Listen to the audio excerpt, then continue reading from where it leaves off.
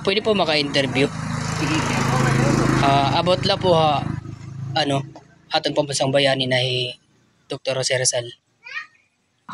Sige po. Mas magala po. Bilang, di ba po nag-eskwela po kamo? May knowledge ka na po about kan Jose Rizal.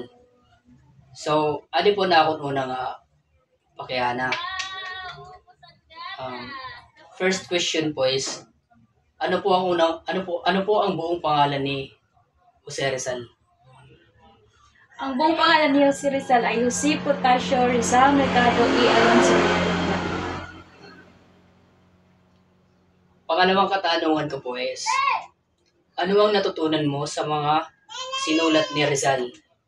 Yung mga akda niya, gaya ng No Limit Tangere at Il Filibusterismo. Natutunan ko ang pagmamahal sa bayan, tapang sa pagsasabi ng katotohanan at pagtutol sa pang-api. So, ito po yung pangatlong katanungan ko. Sa tingin mo, paano ipinakita ni Rizal ang pagmamahal sa bayan?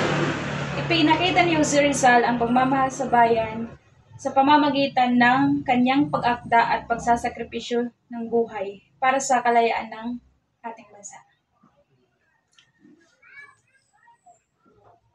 Ito pa po, pangapat ko po na katanungan.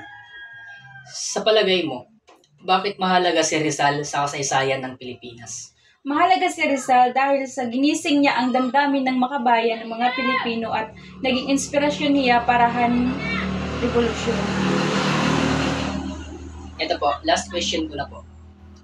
Ano ang naiiba kay Rizal kumpara sa ibang bayani noong panahon ng mga Espanyol? Naiiba si Rizal kay Juan. Lumaban siya gamit ang talino, aniya pagsurat, ang edukasyon. Kuraya gumamit ang dahas o armas. Okay na po. Yun na po ang mga katanungan ko. Maraming salamat po. Ano po pangalan niyo? I am Nida Parichi. Taga saan po? Barangay San Jose. Sige po, ma'am. Maraming salamat po. You're welcome. Tapos na ngayon.